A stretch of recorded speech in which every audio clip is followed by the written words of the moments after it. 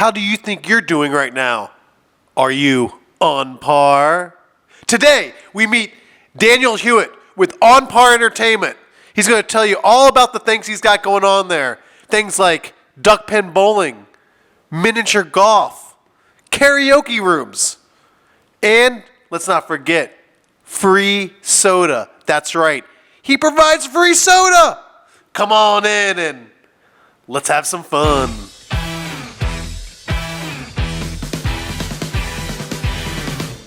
Welcome to the Dayton Approved Podcast with Frank O'Neill. This is where the local Dayton businesses get a spotlight. Welcome to Dayton Approved, exploring Dayton small businesses and nonprofits with Dayton Discount Furniture. Today we've got my good friend Danny Huiet is how I like to call him, I guess you could say. Danny instead of Daniel, I don't know. How do you like to go, Danny? Now that I'm older and sophisticated, there's Daniel, but yeah, Daniel. Danny's fine. Yeah. All right. Well, we're going to say Daniel then. I have a brother named Daniel, so it gets me a little tripped up, but that's awesome. All right, well, we got Daniel Huiet today with On Par Entertainment. But he doesn't just have On Par Entertainment. He's got a lot of things going on. He's going to tell us all about it today. So, Danny's got a long story, so we're going to go ahead and let you start off, and let's jump right into telling us how it all started. How'd you get into being an entrepreneur? Well, that is a long story indeed, but I'll try to keep it summary. And thanks for having me. Yeah, Frank. absolutely. Yeah, the pleasure is mine for sure. Well, so I think it all starts when you're a kid, doesn't it? You kind of know what you want to do, and although none of us really know what we want to do, I know I wanted to chase financial freedom.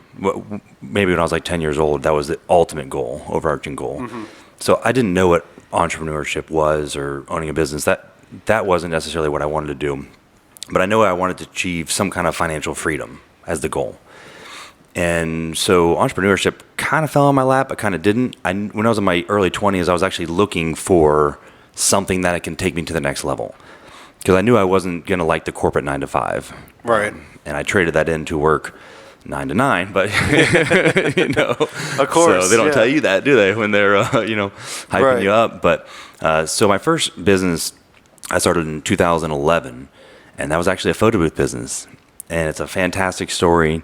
My friend Jeremy, or our friend Jeremy, I should say, and Mike, we were sitting at my house, and Mike was like, "You should start a photo booth business." And I was like, photo booth? Yeah, photo booth. And Mike's like, well, I'll build it. And Jeremy's like, I'll do the software, I'll do the website. They weren't my business partners necessarily, but that's where it started. Yeah, just a couple guys hanging out and kind of spitballing ideas. Looking back, I have no idea why we were talking about photo. It doesn't make sense, It's like, where did that subject come up? Right. But once that idea hit my mind, there was no stopping us. Yeah. And with Mike and Jeremy's help, realistically, it wouldn't have happened without them. And I'm extremely grateful for those two. And so, I just kind of dove into that, and we started building photo booths. Had no clue what we were doing. We were looking up pictures online on Google, and then eventually we did the photo booth. Had no clue what we were doing. And it's actually a really great story of how we made our first check. I don't know if I've told you this. No, I don't think you've told me. So I went into the Green. There was this lovely woman named Kelly there. She was the events coordinator for the Green Mall in Beaver Creek, Ohio. And I was like, hey, I'm young. It's like, no clue what I was doing. Walking there, like, hey, I got this photo booth. You want to rent it? And she's like, yeah, sure. For these 4 events, I'll rent it. And I'm like, okay, thanks for your time. I understand. I'm walking out. Wait, what? No. So the very first person I talked to, I made we booked $2,400 worth. Yeah. For the photo booth. And we had a bunch of different organizations for the Green. And that was, looking back, that really set me up for success. Because if you have a bunch of defeats, it's going to be harder to overcome that. Of course. But the very first person I talked to said yes. And that just propelled me, to go further. It was great encouragement. Encouragement. As you know, as a salesperson yourself, getting a sale. There's a high. There's a state of euphoria, and you get a dopamine dump, and it's a good feeling. Yeah. And I had that good feeling, and that kept going on. So I did photo booth for maybe a year and a half, 2 years, just photo booths, doing birthday parties and all kinds of miscellaneous stuff. Right. So then I kind of transitioned into weddings. As you know, I did a bunch of things in the wedding industry. Well, the second thing I did was DJ. I'll never forget it. I was at David's Bridal, and I set up a photo booth there. And this lady, I'm like, hey, we have a photo booth. And she's like, oh, my DJ has a photo booth, right? Yeah.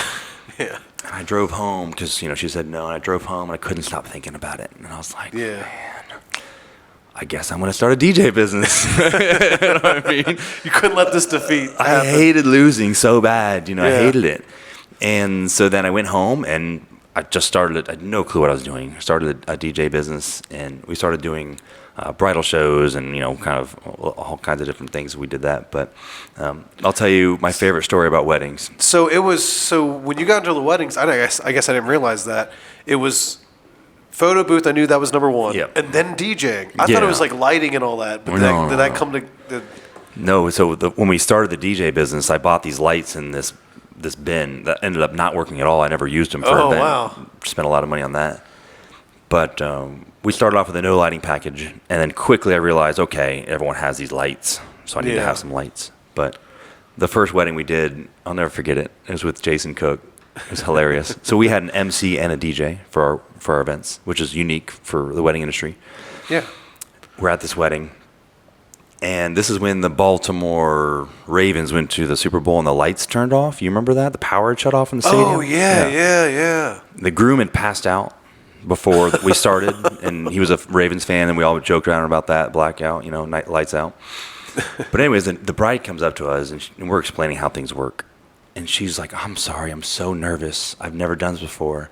And Jason Cook leans in, and he said, neither have we. We all started laughing, but he wasn't lying. We were completely winging it. So it was like pure honesty. Yeah, it was. But even this is important too for entrepreneurs out there. When I was doing photo booth, I actually had a notebook, and I was writing down at each wedding what I liked and what I didn't like, and that could be from photographers or DJs or whoever. And I had no intention on doing anything more than a photo booth. Yeah. But I had this journal. And so by the time we had DJ, I was like, hey, I hate when they tell stories. I hate when they crack jokes. XYZ. I like this. And so we had it pretty much figured out before we even started. Yeah. So that's an important lesson. So you had a format you were creating a format the whole time. Yeah, basically. I was. Yeah. The weddings were a ton of fun. Yeah. And stressful. Yeah. Of course. No, it's funny because I was visiting our friend John last night. Speaking of which, it kind of relates to it, and he's like real into golf now. And I mean, we're talking like crazy, obsessive, like hardcore into it. Like, good for you. Like, I'm proud. But he's just showing me all these things he's doing. He's like, I'm tracking this, I'm doing that, I'm tracking all that. I'm trying to do better. I'm trying to, change my posture here. Tracking it all.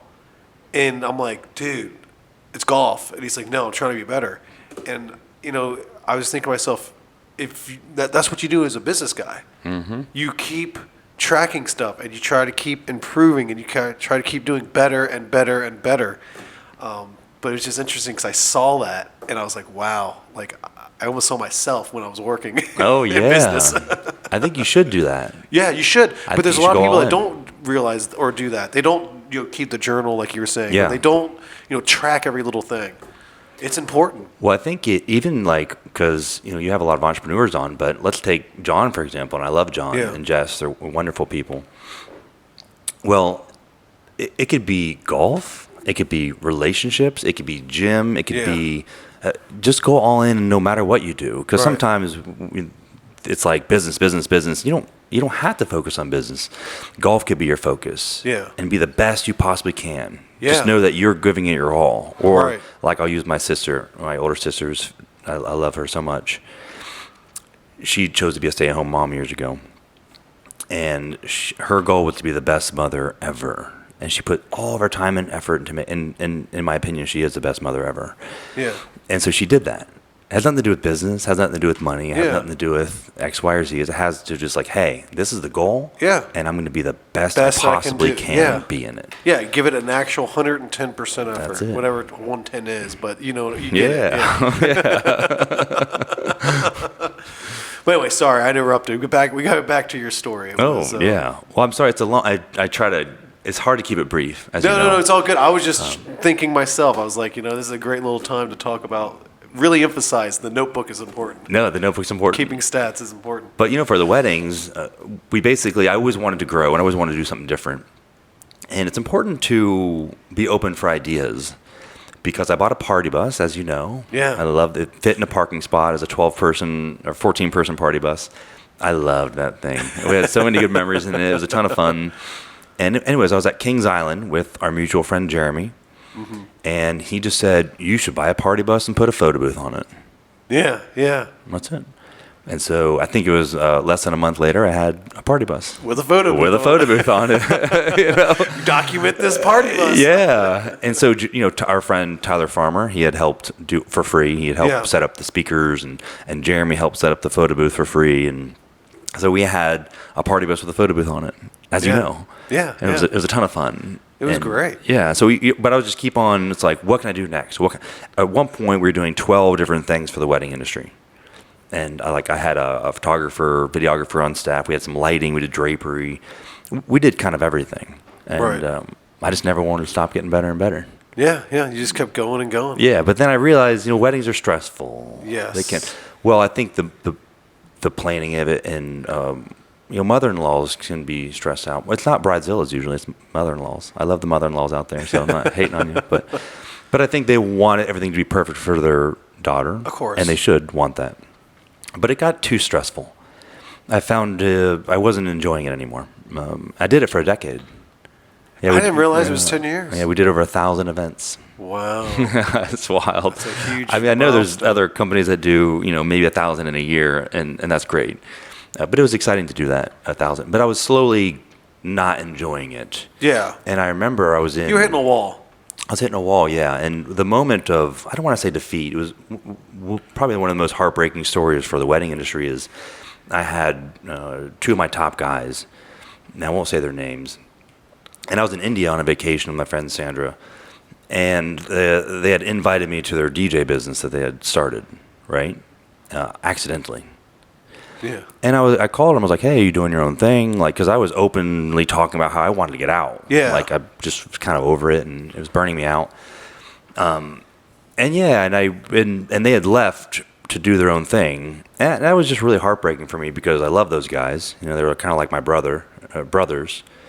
And I would have given them the business. Yeah. If they would have said, "Hey," I would have given it to them because when I left my weddings, when I stopped doing them. I actually didn't sell it for anything. Yeah, you just dissolved it. I just walked away. Yeah. And I would have just given it to him. So towards the end, I was already on my way out mentally. Yeah. Sometimes you know that, Right. Whether it's relationships or your job. Exactly, yeah. I'm like, I'm mentally, done. I'm done, yeah. I'm done. So that was the final nail. And I was just like, man, and they were some of my best guys, my most reliable guys, and they were doing it every weekend for me. And I have to take responsibility to not know that they clearly weren't happy, or I should have, talked to them more and said, "Hey, why don't you take this over?" I should have had enough foresight to think that. But, anyways, long story short, I knew I wanted out of weddings, and so I went. I'm always mindful and keeping my eyes open, what's out there, right? What's the next opportunity? And in 2016, I did an escape room with Mike. And we're at pizza afterwards. I was actually with Berger and Bobby. Yeah. At Double Days Pizza in Centerville. And Mike's like, "Well, I can build a better escape room than this." Yeah. And all four of us are like, "We should do it together." And yeah. So if they listen to this, Bobby and Matt, I'm sorry. It's kind of a dick move on my end. But so anyways, Mike and I went back to my house that night. And I had these dry erase walls in one of my bedrooms. It probably sounds a little psycho. But where I'd write my ideas down. And I was young, I was in my 20s. And so we erased all that, and Mike and I actually drew out all the puzzles to the bank vault escape room, and we didn't sleep that night. I didn't realize that. I told you this. So we actually stayed up the entire night. And built that whole room out. Built the whole room that night. Wow. And 2 months, this was in February, and 2 months later in April 30th, 2016, we opened Great Escape. It just happened like that. That was quick. It was quick. Yeah. Yeah. And I was working for the woman at the time, or the man, however you want to say it. But I've always had women bosses on base. Yeah. So, I was working on base. I was a college professor teaching business and marketing. I still had weddings. Yeah, but that was like I remember this was your move to be done. Yeah. To get off the base. Well, I don't know if I ever told you the story either, so I'm glad we're here. I had no intentions on quitting the base. Oh, really? No, none. So, I basically, there was a promotion opportunity where you had to go in front of all these leaders. You had to answer questions, and they called it a board. And you had to pass. And if you pass, you get a promotion, and you can do more, essentially, in your role. Yeah. And I studied. I studied with our friend Jessica, who used to live in your neighborhood. You remember Jessica? Wonderful. She's an author now. Super successful. Really? Oh, yeah. She's fantastic. Super smart. So I studied with Jessica, and I was ready, right? I waited in the hallway for an hour and a half, and it's all my fault, right? At the end of the day, it's like whatever happened, I have to take responsibility for. And I don't get nervous. Yeah. Because I DJ'd weddings. I mean, it's fun. And I had a softball-sized sweat ring on my, and by the time they asked that first question, I was like, where am I? Who? So I failed. I failed this. It's embarrassing. Nobody failed, Frank. Nobody. So I failed. I immediately asked to go to part-time. And then a couple months later, I'm at work. They pull me into the boss's office, and someone says, "Hey, I heard you're thinking about quitting." And without thinking about it, I said, "Yeah, I quit." Wow. So it wasn't planned, yeah. You just did it. But I was working, it was like 120-hour weeks. Yeah. So I'd be at work at base at 6 o'clock, and we'd go to bed at midnight or 1, working on ideas. So that was fun. Yeah. Yeah. I'm talking too much, too, so interrupt me No. That's what it's all about. This is what it's all about. It's fun. Wow. So, no, I never knew that. That's interesting. That's very interesting. And, I think the But important... it was a leap you needed, though. Yeah. I don't know if I would have ever... I mean, eventually, I might have quit. Yeah. But I wasn't planning it out. Yeah. I didn't have a spreadsheet, for example. I said, okay, I need this amount of money to do this. I just realized... I was at the point, I was like... That is where I say everything happens for a reason. Yes. And that's where I say there's something bigger than us that we don't quite understand sometimes. Yeah. Call it as you want it. That's probably true. But there's, it's something, it was something interesting. Well, I think the important lesson for me for that was that you could have easily taken it as I failed, I'm a loser, and all, and be mopey about it. But I didn't, because without that opportunity, maybe none of this is possible. Yeah. Maybe all the other businesses that happen afterwards wouldn't have happened. Of course, yeah. Or even you being here today. Exactly. I mean, that's what's insane about it all. So I think which one of my favorite sayings is things happen for you in life, not to you. Right. And so no matter what happens, no matter how grim or bleak or negative that situation is, if you can say, what's the positive here? What's the opportunity here? What's the lesson? What's the blessing in it? Yeah. So, I failed, and by failing, I ended up maybe not failing. Yeah. You actually turned that into a huge success. Yes. With the Great Escape game in Beaver Creek, Ohio. That's right. Great Escape. So 2016, you're starting Great Escape. You're all in at this point. Yeah. Because you're like, we're done with the base job. That's your security. That's your insurance. That's your livelihood. Yes. Well... Or was, up until this point. Yeah, well, it still is in a way.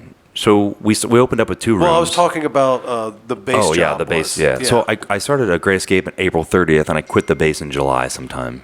Yeah. Okay. So it was like 3 months of working 7 days a week. Too much. And so I must have hit that breaking point on base.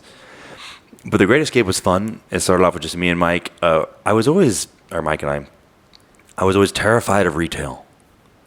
There's bills, there's landlords, there's all these unexpected costs. I didn't know what I was doing, and so I remember being terrified of that. Yeah. And now, of course, it's a bunch of new stuff. Yeah. Once you do it, it's not as bad as you think. No. It's pretty. Just easy. like anything. It's pretty easy. Yeah. Once you do it once, it's over and over again. Right. I remember the first time I unloaded a truck. I go, "Oh my God, a semi's coming! I gotta unload it. This is such a big deal." And then now I'm like, "Yeah, it's a truck. It's a truck. Let's just get it done and get it done with." That is true. Your first truck had to be exciting. Oh, it was. It was so exciting. And it you was had so exciting. Well, it wasn't even my truck. It was in Savannah.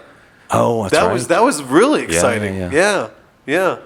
And Yeah. you've had 3 locations in Fairborn, right?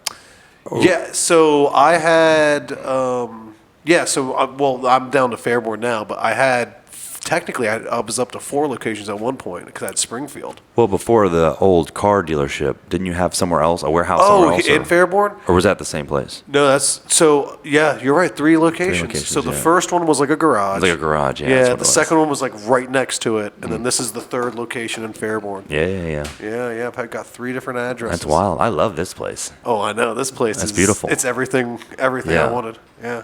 And you got a pretty good deal on it. Yes, Yes. of course. Yes, we But like that. The deal that I got is so I can pass the savings down to everyone else. That's right. Well, I've got a lot of stuff. I mean, I've purchased a lot of stuff from you. Yeah. Yeah. It's all, I mean, I still have the couch and the love seat. Yeah. That was a long time ago. That was probably when I was in the garage. Rug and the lamps. I mean, I got a lot from you. Yeah. It I was remember good. I remember you got a whole like room deal. Yeah, we did. it was fun. But Yeah. That's cool.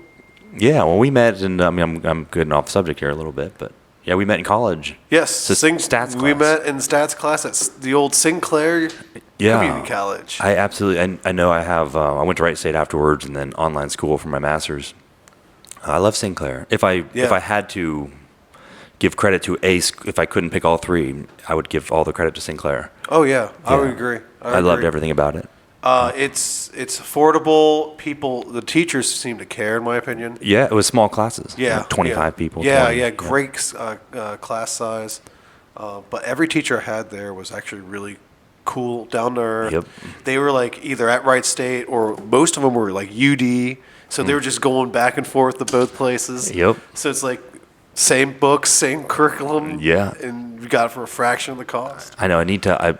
In the future, if I'm still in Dayton in the future, I want to give back in whatever capacity I can. to Yeah, you Sinclair, should do a whether couple that's of classes. teaching or Yeah. all that, but Yeah, like do one class or something. not yet because I'm too busy. Yes, of course, yes. Life is still insane. Yes. When absolutely you're, insane. this is like that's more like when you're in your 60s and you're like, I want something to do. Yeah, when you're But I don't- bored, but yeah, I I'm don't not care about bored. the money. I'm not bored right now. I'm too busy. Yeah. All right, so Great Escape. You're still on that. You're having that. That's where we left off. Well, we started off with 2 rooms, and Yeah. then we didn't even announce that we were doing Great Escape. Didn't even There was no announce advertising beforehand.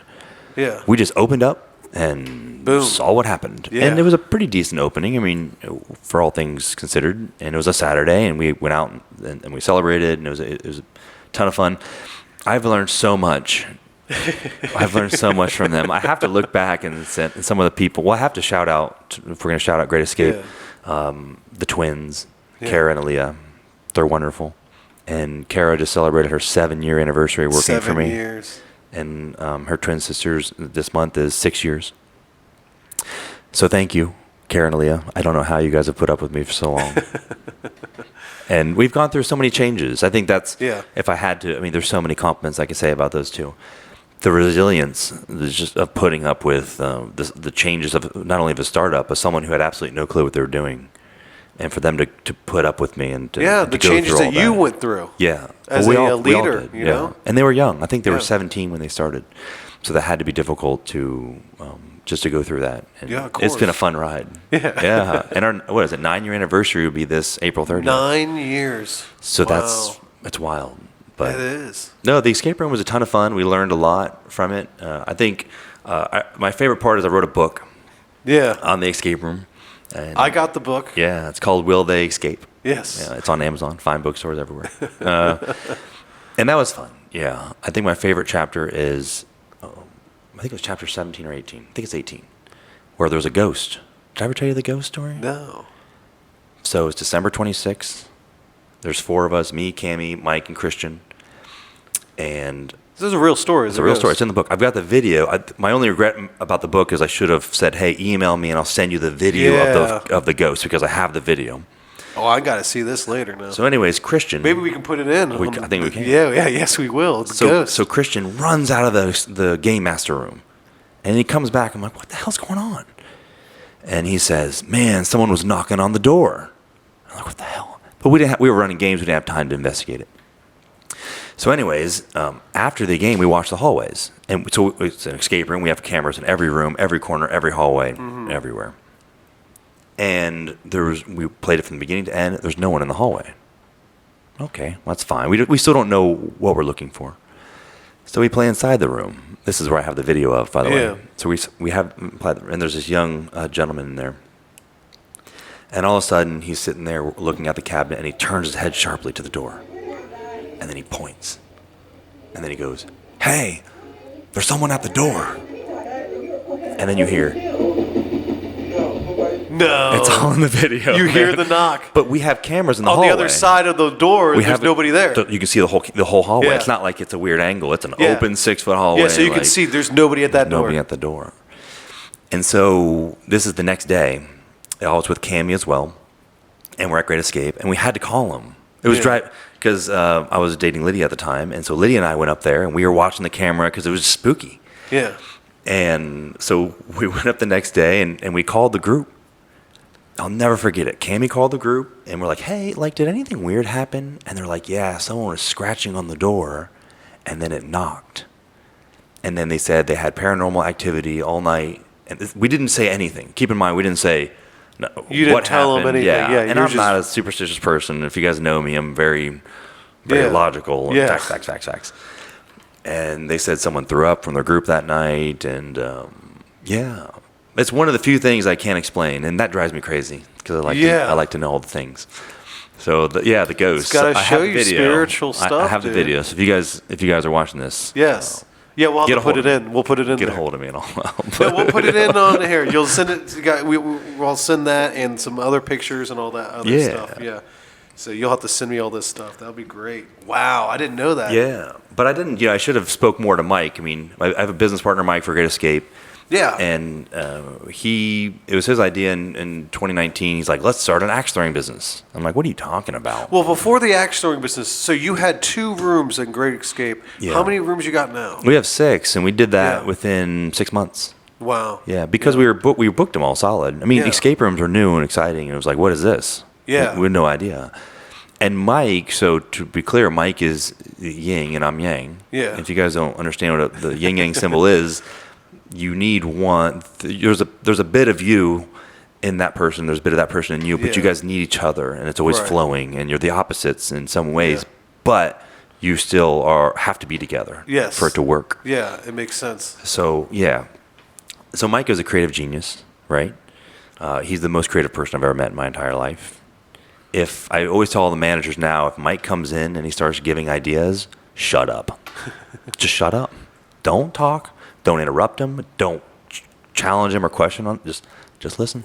Yeah. And it's not every idea is wonderful, but I mean almost all the ideas he just knows what the people want, and he knows what's cool and what's in, and he's got that gift. So Mike had built all the rooms, and begrudgingly I kept saying, "Let's build another one. Let's build another one," because I was the business side of things, And so we built the Area D. We built the tomb room. It wasn't even ready. And this girl, I can't remember her name, Kayla, maybe, I'm talking about maybe. And she was in town. She's like, "I've done 100 escape rooms. I want to play the tomb." I'm like, "Well, it's not ready yet." And she's like, "Oh, well, how close?" I'm like, "Oh, we can get you in there tonight." So we were actually laminating the final game piece to the tomb. It wasn't ready at all, and then we put her in, and then we opened the prison and the saloon. But 6 rooms. We haven't changed them in 8 years. But I think we've been consistently busy enough to not need to change them, which has been nice. I mean, that's been a fun journey. Oh yeah. But 2019, Mike's like, "Let's start an axe throwing business." And I'm like, "What are you talking about? Like axe throwing and alcohol?" Like as you heard in the comments, And I was like, "You know what? Let's give it a shot." And it was wildly successful, and that was fun. Yeah. It still is fun. I mean, we're coming up on our 6-year anniversary for that this June 20th. So that's kind of... Yeah, so did you get a bunch of blowback with that, with like the whole alcohol and axe? Like I know some people were like, "What?" Yeah. Because it was kind of unheard of, especially in Dayton, right? Yeah, well, so something they don't tell you in entrepreneurship world is or when you're trying to achieve anything great is that most of people won't. It's not like people are going to say, "You can do it." Like, we have your back. Like, most people are going to say, "It's a dumb idea. You shouldn't do this. It's going to fail. Impossible. You can't do it. Dumbest idea ever. Won't last a year." So we got a lot of that. It's a fad. Yeah. I got more I got more of that with Wild Axe than all my other businesses combined. Really? Probably, yeah. And still get it. I mean, I still get comments to this day. Alcohol and Axe is what a stupid idea. Maybe they're right. But hey, stupid for And I hate, this is going to make me sound petty, and I'm being recorded, but I don't care. I wrote all the comments down for the first couple months. It's in my Dropbox. Yeah. Really? I wrote them all down as like, if you ever listen to David Goggins, I was serving that up as motivation. Really? Yeah. So you used it as motivation? I did, yeah. It was fun. Okay. And I had, back in the day, I'm not in charge of social media anymore for a reason. I had fun with them, I'd play back with them a little bit. Yeah. And, in a professional way. Yeah. That was fun. I mean, I do the same thing. Yeah, we do the same thing here. It's fun. I'll never forget, I started doing this thing for Dayton Discount where it was, I'll pay for your tattoo and give you $100. Yeah.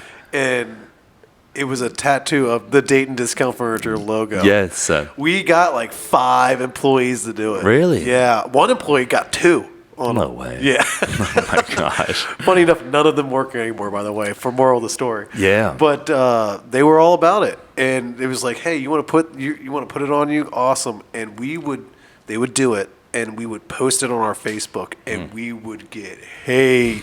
Really? I can't believe you're putting your logo on people's bodies. This is terrible. And we were just like, we don't believe so. We were just kind of like, throwing it back at it. But I couldn't believe it because you know how people are with tattoos. Yep. They're like, there's a lot of anti-tattooers out there. But they always give you the advice, don't get a tattoo when you're young. You might regret it. Don't get a tattoo of someone's name. They always have that type of stuff. So to have a tattoo of a business logo that you work for. And by the way, I own the business. I don't have a Dayton Discount Furniture tattoo. Right. You know what I mean? So, I mean, it's a little out there. That's hilarious, but man, we were getting hate and trolls all over the place. But it was cool because it was, it's the old no attention or negative attention is better than no attention, right? So yeah, well, that kind of makes me think of something for if anyone out here is trying to start a business too. It's like, well, Joe Rogan says this, whether you like him or not, but you can't read the comments. Yeah, you can't. You got to stay out of the comments. You got to stay out of the comment section. It's filth is the best way to put it. It's negative people, and of course. And I think they're angry at maybe their own life is my opinion, and so they just take it out on you. I don't know. It's interesting because I don't know where it's at. Like, where does this anger, where does this hate come from? I mean, this is totally off topic. No, that's all right. But it makes me. I have my opinion. But it makes me wonder. I think it's a healthy thing we should talk about because. Well, it transitions into my mission statement. Oh, okay. And I know you're big on doing that first. Yes. So I've been rambling. No, it's okay. No, but it just amazes me where like. It's a self-reflection. All it is what they're doing is they're self-reflecting, and the page or the comment section is just a mirror. It's unreal. Yeah, well, my opinion. We all talk about mental health. I've traveled to a lot of places, and in my experience, the mental health is loneliness and isolation in the American society. Mm-hmm. So, like, let's say tonight we're in Florence, Italy, right? Yeah. In the plaza there. There's hundreds of people. They're kicking the football. They're hanging out. They're drinking. They're singing. They're dancing. They're connecting, right? Mm-hmm. They're actually connecting. And we don't have that anymore. What do we have? We go home sometimes to ourselves. We don't interact with people. We don't actually interact with people ever. Mm-hmm. And so we've lost that community. I mean, there's numerous cultures that you still live with all your family. Yeah. And we couldn't even imagine that, right? Right. We're trying to get rid of our parents. Yeah, exactly. But I think that connection is important and that sense of family. Is think about this. Let's see if you have a stressful day and you go home and there's no one to kind of decompress, make you laugh, bring joy into your life, make you reflect, think of a different connection. The human connection, exactly. But if you have people in your home or there's a community of people, in my opinion, that has helped. And America we keep going isolation. And so we're killing the family. We are, yeah. We are. We really are. We are, and I don't like that. Yeah. But anyways, I think that. So that's my opinion, and that. So my mission statement for Great Escape, Wild Axe. I also own a Level Up Pinball Bar, which is connected to Wild Axe. Yes. And on par, it's the same, mainly to help me remember it. No, I was joking. It's the same. But the mission statement is helping people escape reality through fun. And I'll tell you the story of why. I'll try not to get choked up. I do get choked up sometimes. Yeah. So I was running the escape rooms, and I was actually actively writing the book of Will They Escape? What I learned watching over 1,000 escape rooms. And there was a guy that came in with his 2 daughters to play the Egyptian tomb room. And he was miserable. And he didn't want to be there. Yeah, he audibly said, he said it. Yeah, I don't want to be here. And you could feel it too. Yeah. He was just kind of being a jerk. Yeah. And so halfway through the experience, he's still just, mumbling, grumbling, and just, being a grump. And then something happens. His 2 young daughters, and they might have been like 10 or something. His 2 young daughters, they needed his help on a puzzle. Mm-hmm. And Dad comes in, saves the day, fixes it. Well, all of a sudden, bam, something switched. Yeah. By the end of that, they had passed, they had escaped. By the end of that, they had won, less than a minute left, whatever it was, a close ending. Mm-hmm. And he was so engaged in it. And they came out smiling, whatever. A short time after that, I was wearing my Escaped t-shirt, and I was at Chipotle with my business partner, Mike, and that guy was in line. Yeah. And I remembered him because he's in my book. Of course. Yeah. I didn't tell him that. He's in my book. He's in my book. Yeah. So anyways, he's like, do you work there? And I was like, dude, I was your game master like a month ago. Yeah. Like, thanks. I must have been very memorable. I was like, yeah, I work there. And he starts shaking my hand, and he's like, I got to admit, I didn't want to do it. I'm like, yeah, I wrote that down. And he's like, but that was the first time I didn't think about my divorce in over a year. And he starts crying. Wow. And that meant something. And he's shaking my hand. He won't let go. Yeah. So the whole time, and it was maybe it wasn't as long as I remember it being, but it seemed long. Yeah. And he didn't let go of my hand. I had to pull back. Yeah. And so that's when the mission statement came out. And I realized, based on what my opinion is, and it's not right or wrong, on why we have the loneliness or the mental health crisis or the anger on social media. But I realized that it's about escaping reality through fun, and that's what I can provide. Right. So at axe throwing, for example, if you hit the little blue dot, we ring a bell, and everyone cheers, and it's high energy. We have these train horns everywhere. It's just high energy, right? Yeah. We used to tell people to get off their phones at axe throwing. And actually, if you go to axe throwing tonight and you watch, I promise you, almost no one is on their phones. Yeah. They're engaged. They're fun. Right. It's competition. And we do a bunch of different things. Same for on par. So on par, although I have played some sports recently, yes. Tonight there's no sports on. Yeah. I've gotten a lot of blowback from that, Frank. I was wondering so about that. much blowback. So what do you mean, like not doing sports, or the fact that you did go to sports? We don't go. We don't play sports. Yeah. We've played, I don't know, a handful of games. Are you going to do the Ohio State game Monday? No. Really? It's a national championship. I don't care. What happened the last time you did the... We've had some grumps. I mean, the thing about... Well, you did do sports. I was just wondering. I'm curious. Did it do anything or no? No. The last time we played an OSU game, yeah. I think every single person in an OSU jersey complained about something. Really? And my director of operations, who's very pro-sport, that was the moment for him where he said, I understand what you're talking about. You're right. What did they complain about? Well, I think if you think about this, if you're in the sports world, you're listening to this right now, you're like, man, what the heck's wrong with this guy? Yeah. So think about sports, right? You have your team. Mm-hmm. Now there's sports betting. Yeah. Now there's fantasy. Yeah. Now there's all these different things. Even if your team wins, not good enough. You can lose. Yeah. Even if, and there's been times where OSU, for example, has won this year, it's not good enough. We were ready to lynch the coach. The coach, I can't remember his name. Day? Ryan Day. Yeah. We were ready to lynch him, and now all of a sudden it's like, oh, championship, all this stuff. Yeah. So I think sports now is just set up to where you almost can't win. There's no scenario where you're happy. So anyways, that's not the reason I didn't play it. The reason I didn't play it is because if you go to On Par tonight, for example, and you look around, and I was working late last night, everyone's engaged. They're happy. They're sitting on our conversation walls on the couches. They're talking to each other. They're playing foosball together. They're bowling. Whatever they're doing, I promise you, not a lot of people are on their phone. Yeah. No one's distracted by sports. I can give you so many different examples, but I'll give you the most recent one. I had this guy from New York, and he's like, why aren't you playing sports? He got pissed. Yeah. This is an outrage. I'm from New York. Blah, blah, blah. All right. And then I explained what I'm explaining now. An hour later, he comes up to me, and he's like, shaking my hand. Same thing. Yeah. I have to admit you were right. And I'm like, go on. I'm leaning in. Yeah. Go on. Yeah. Keep them coming. And because he was with his young son, and he's like, this is the first time in a long time that I actually spent time with my son. Yeah, and I wasn't distracted. And I realized that I would go out and to watch sport, or watch sports essentially, and neglect his quality time with his son. Yeah. That's powerful. Yeah. That's powerful. And that's what we're trying to do here. Like, he's going to remember that the rest of his life, that moment. So that's kind of why our mission statement is, and that means everything to me. And we also have a motto, too, bigger, badder, better. We're always trying to, just take it to the next level. Yeah. I'm never going to stop improving and making cool things. Yeah. Always do more. Yeah. It's fun. So On Par is fun. Yeah, of course. I haven't talked about On Par. Yes, and that was what brought you here. Yes. A perfect segue. How are we doing on time? Is it good? Oh, yeah, we're at 40 minutes. Oh, okay. Yeah, Awesome. you're doing great. Oh, nice. Yeah. So On Par Entertainment. I had this idea in 2019, actually. I played this unique mini golf course in somewhere far away, New Zealand. And I was like, well, I'm going to bring this back to Dayton. COVID happened, unfortunately. Got delayed with loans. But eventually I opened On Par. So it's 33,000 square feet. It has duck pin bowling. It has steel-tipped darts that are automatic scoring. It has 3 9-hole course mini golfs, 5 karaoke rooms, acoustical drywall, like soundproof. We got a 16-person foosball table, 102 self-pour taps, which is dangerous. Yeah. So more self-pour taps than anyone in the world. This story is going to make me sound obnoxious, but I'm going to tell it anyways.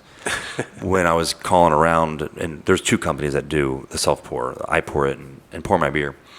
And I called them both and said, well, who has the most? And they're like, well, there's a casino that has 101. I said, add 102 to that invoice. So I wanted to, just to be bigger, badder, better in everything we do.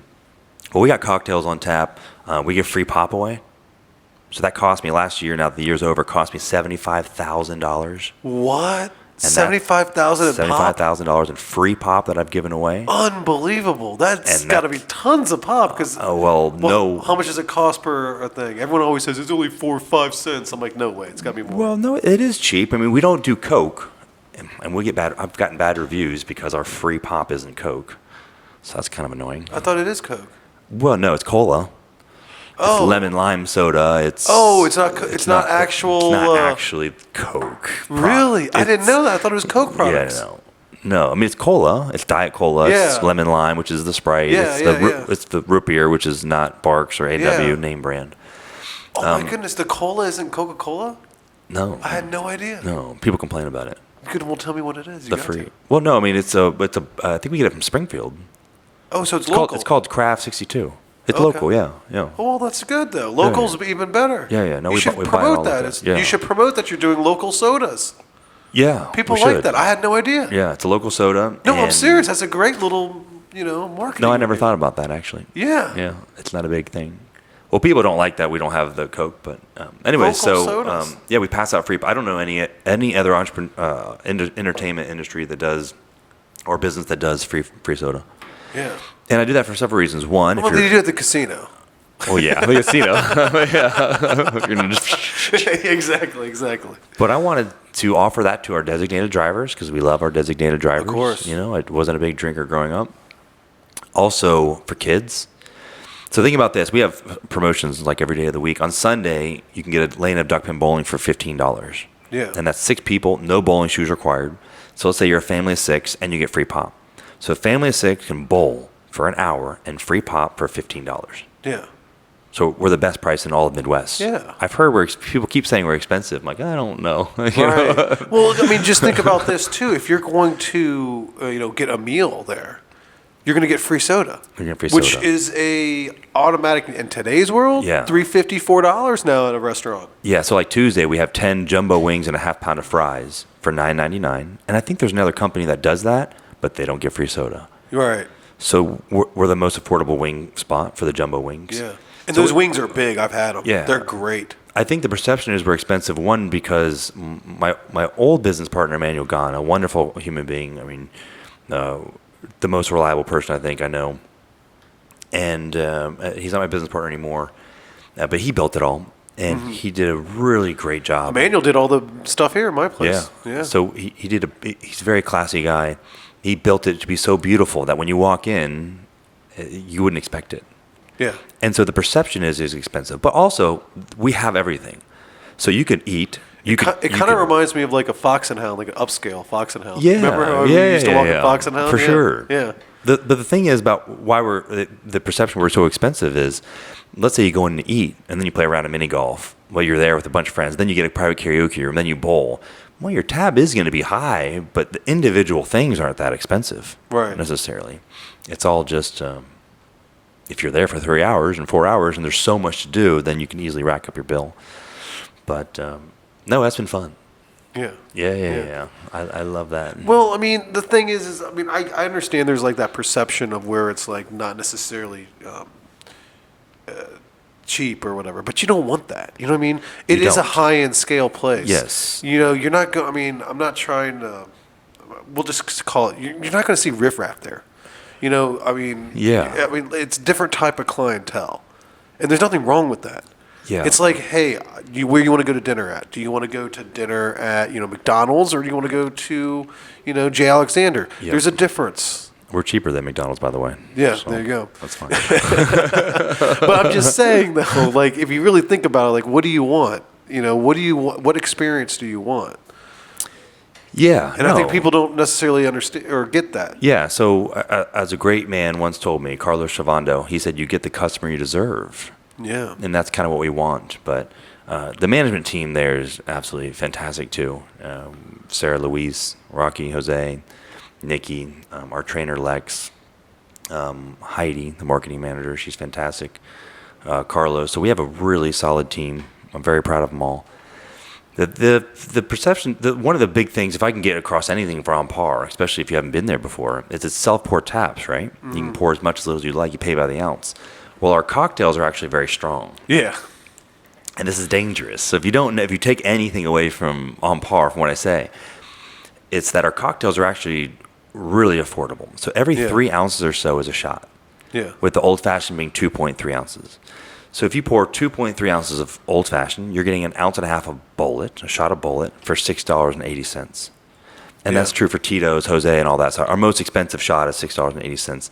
But are you on a self-pour wall on a Saturday night going to pour, even if you know that, pour only 2.3 ounces? Right. The answer is no. Yeah. So, no, we have affordable cocktails. We have affordable bowling, food. I kind of set it up to where I can appeal to everybody. You can come. You don't have to do everything. You can just kind of do what you want. Yeah. And the food's great. Yeah, you wouldn't expect that. Yeah, I remember when you were when this thing was still a concept and you were building it, and we kind of talked about food. And I remember at first you were kind of like, yeah, we're gonna have this, that, kind of like some same old middle of the run food. Yep. And I remember telling you, I was like, buddy, you got to knock it off. You need to knock people off their socks on this shit. I'm telling you. Trust me, good food will always bring in customers. Yes, we had it. They always will. We had a chef, Aaron O'Neill, and he did an absolute fantastic job on the menu. I mean, he's just a creative genius when it comes to the kitchen and food, and so he really set us up for success. Honestly, so shout out to him if he's watching. And now he's not with us anymore, but that menu that he created was just wonderful. And we've added barbecue and other things to the menu, and I want people to, because you don't think of us as that way. Right. Like if you go to Dave & Buster's right now, you're going to be like, oh, the food's going to be junk. Right. It's going to be okay. It's like Applebee's. Yes. And we're not that. We actually have all of our, so Carlos, my director of operations, he was a GM of Cheesecake Factory, but he was also a salesperson for U.S. Foods. So we wanted to make sure to do top quality ingredients. Yeah. Our burger was a chuck brisket short rib blend, 80-20. We just have absolute wonderful food, so you wouldn't expect that. But no, I mean, everything I've had there is great. I mean, you guys got this great big pretzel too. Oh my gosh! I mean, everyone raves about it. It's great. A pound and a half. It's not. It would fit. It would fit most of this. Yeah, it would literally fit on this Lazy Susan thing. Yeah, completely take it over. It's amazing. Yeah, On Par has been a wonderful. It's been challenging because I have a lot of debt. Yeah, of course. The thing about On Par too. It's like this is a lot of people, and this is probably not that I take the comments online too seriously. Yeah. But even when I was opening that, people were just dogging us. And I was like, wait a minute, I'm from here. Yeah. Right? I'm local. I'm from Beaver Creek. I grew up with nothing to do, especially because I didn't drink. Yeah. I grew up with nothing to do, and all I wanted to do was create entertainment and fun. Yeah. For our community. Right. And that's so when I get heat for on par, it's like, wait a minute, why is there not an on par in Dayton? I'll tell you why. You're going to go to Cincy. Yeah. If you're a big business, you're going to go to Columbus, where there's big populations. Yeah, Dayton and gets more overlooked money. and skipped all the time. All the time. And even axe throwing, there's only 2 of us. I was the only axe throwing business. I was the second escape room business. So it's like, I did this and I could have gone anywhere. And I could have gone to Cincinnati, which made more sense financially. But I didn't, because I wanted this for Dayton. Yeah. I wanted a place for us to hang out and have something we're proud of, and a place where we can all hang out and have fun. Yeah, yeah. I mean, you made it with everyone in mind, and that's what's cool about it. Yeah. Really, I mean, I remember when we were younger, there was a place that was pretty cool. That was in Beaver Creek. Captain Bogies.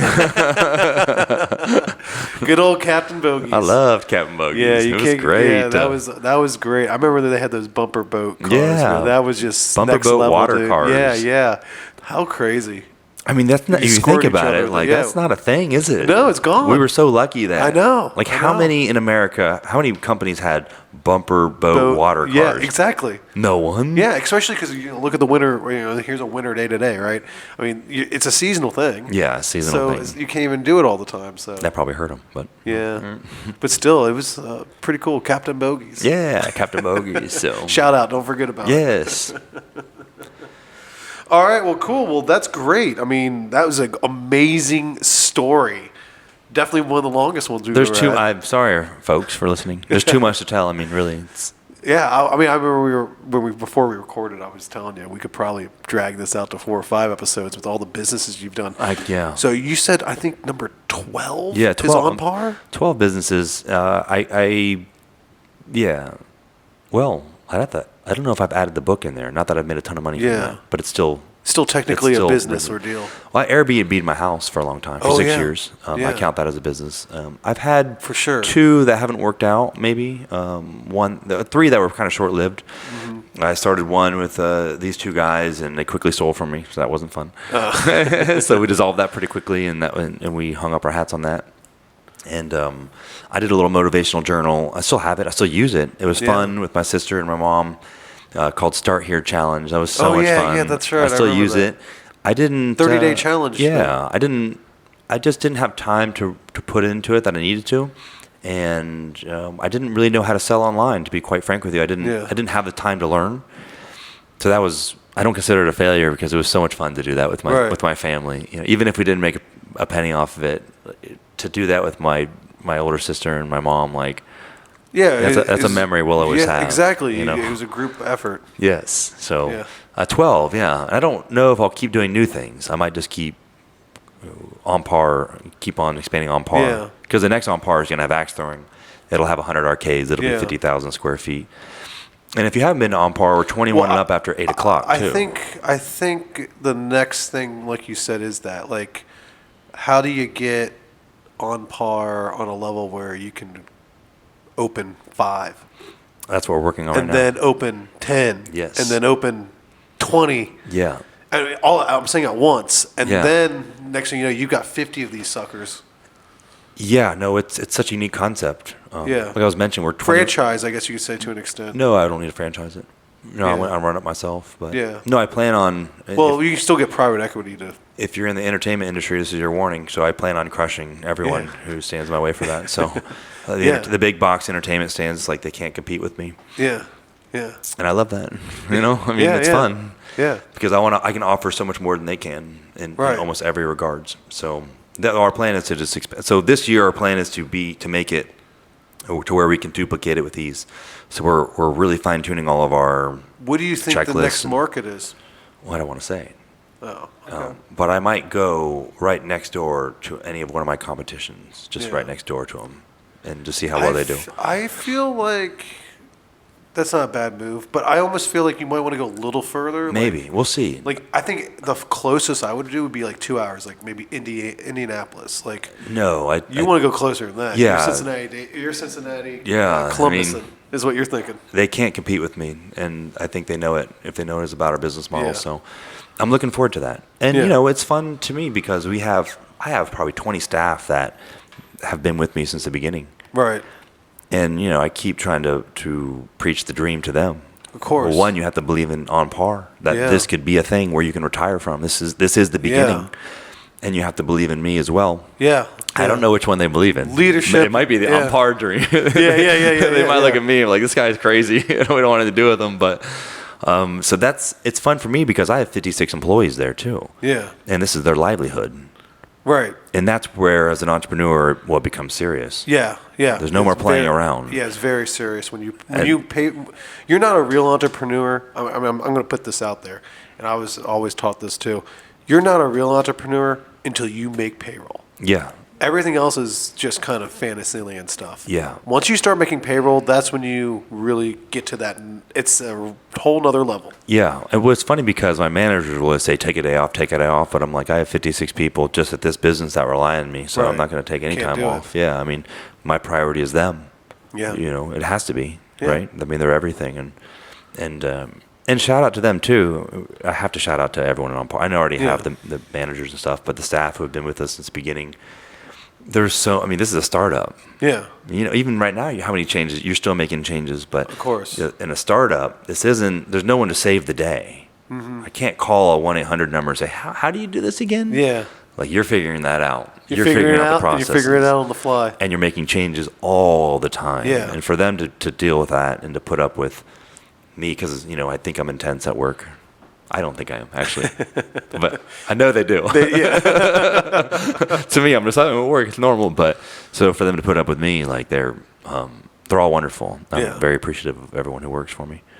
Well, that's cool. That's cool. Well, we still got some time left. Let's get to some of these questions here. Let's talk about local community. How you integrated with that? I mean, obviously we hit something with the pop. That's cool. Yeah. I know you do like a charity tap every month. So talk about that. So, I have 5 core values at all my businesses, again, to keep it easy for me to remember. And it's community is one of them, culture, communication, continuous improvement, and responsibility. It's actually a fun story, and people, I don't know if everyone realizes that works for me. Those 5 core values, the twins and my older manager, Alexis, who's wonderful and helped to run and expand all my businesses. They came up with those 5 core values because they spent a lot of time on this. Those are my personal 5 core values. Yeah. And so now that's our core values. And one's community, right? And we do a lot of donations. We do a ton of donations at Great Escape, Wild Axe. We're just like every day it's a donation. The free pop is a big one. It's insane to do that, to give away that much free pop. It doesn't make any sense. I know we talked about it, $75,000 worth of pop. And honestly, I'm talking about that's wholesale. That's not like that's what retail. I've paid. Yeah. So that's not, in reality times way a lot. More. Yeah, because you're not accounting for the lost potential revenue that you would have made from selling the pop. That's actually the only thing that Carlos and I have disagreed on. Really? And maybe he's right. And I don't think we get credit for it. Yeah. We don't, but I'm going to keep on doing it because it's the right thing to do, and it's not my job to care about what they think, Yeah. You're still, I mean, it's your belief. But in a way, so I wish we went out in the community more, but my philosophy, and people have disagreed with this, and they're right to do that maybe. My job for the community core value is to make On Par and Wild Axe so fun that this is their escape. So I want to provide an outlet for the community where it's like, man, are you having a bad day? I just talked to my friend on the way here, and their dad was like, in a really bad spot, actually. Come to On Par. Come to Wild Axe. Yeah. Let's have fun. Because you watch people leave and they're smiling. Yeah. They're happy. Yeah. You know what I mean? Yeah.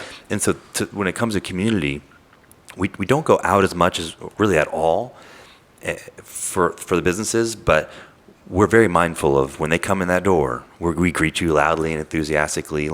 We want to be that place in the community where you can escape. Yeah. No, exactly. Well, no, I mean, I get it, but you do that tap though every month. Oh, the charity tap. Yeah, Jeez, every month. I'm just here rambling. Yeah, man. That's okay. So every month you do a charity tap. Yes. And you change it up, and it's typically a local charity. It's always a local charity, yeah. And so basically the way we just pick. We have it's usually the same tap. Sometimes it changes, and 100% of the proceeds go to a local charity. Yeah, so you literally make no money on it. We lose money. Yeah. When we got to buy the product. Yeah. Well, proceeds would be... Oh, no. We 100%. Oh, so it's not even we lose covering money. your costs. No, just giving it all. we do not take our costs out and then No, give you the proceeds. You just give it all. If I spend $400 on 2 kegs, that's the charity tap. I spend $400 and then I give you 100% of the money. For that. Yeah. Wow. And it's been good. We average about $1,000 a month, which isn't a big number, but there's wonderful organizations like Dayton Humane Society, for example. They're a non-kill shelter. They're our current tap.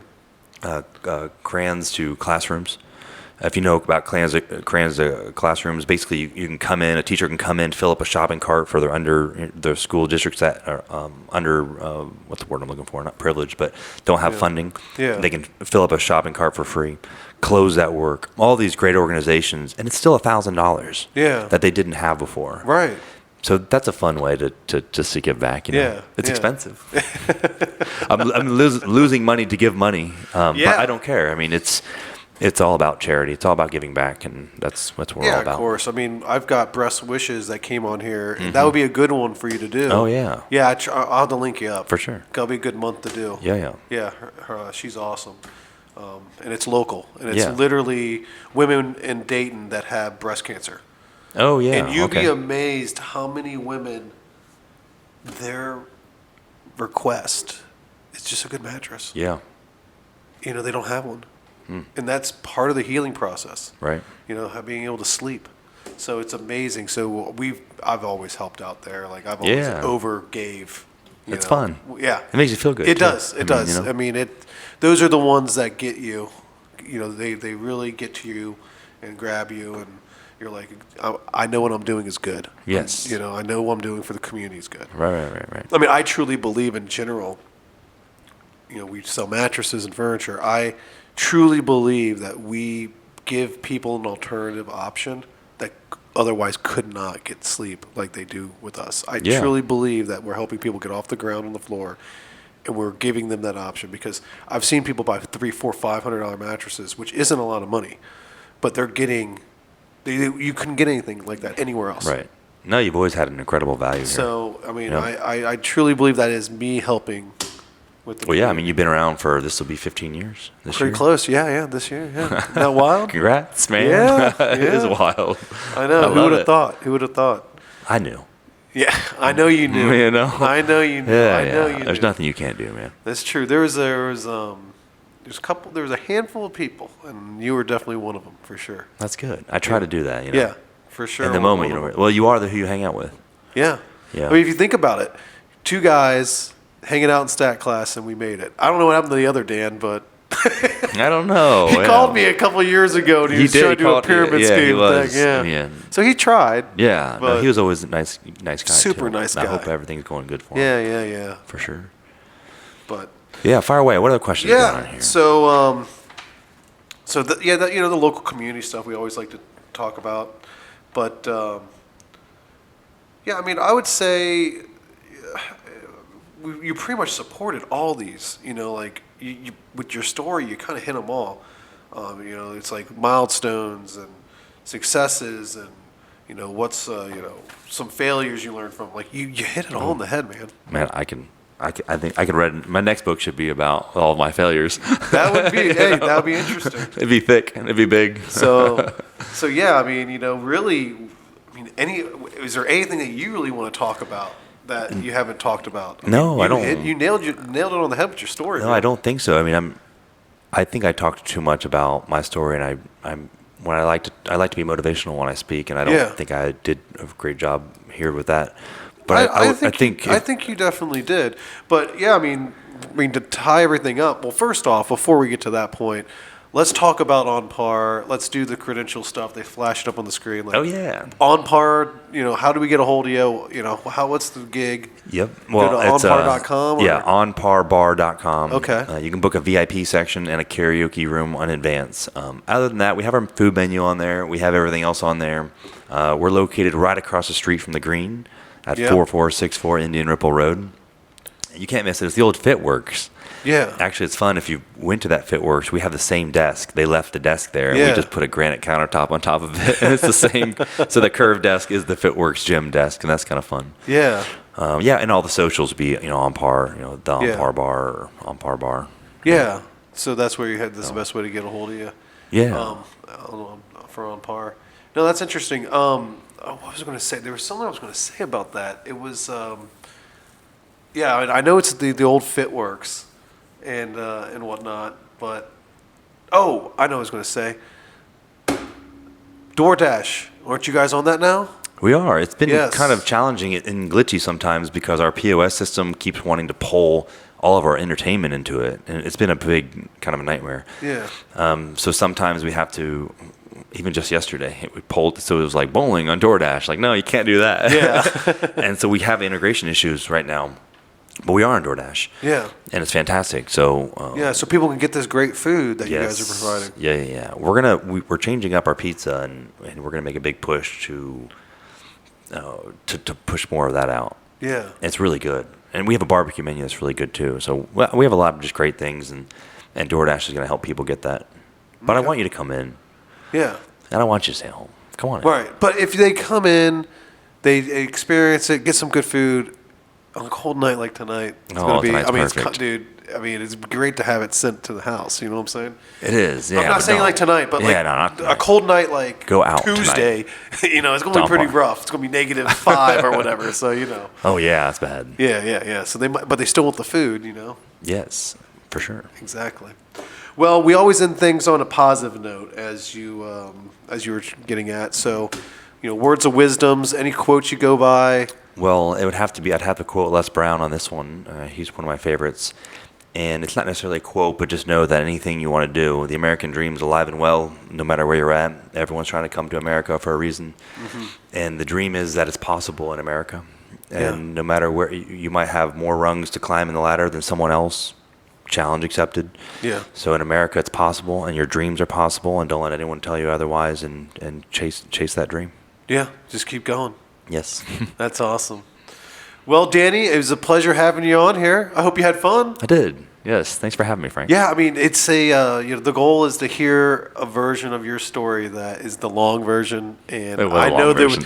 it was the long I version. talked too much but on that's that one. okay. It's a version I've never heard before, and I really think everyone's going to enjoy it. So it's really cool that you were able to do that.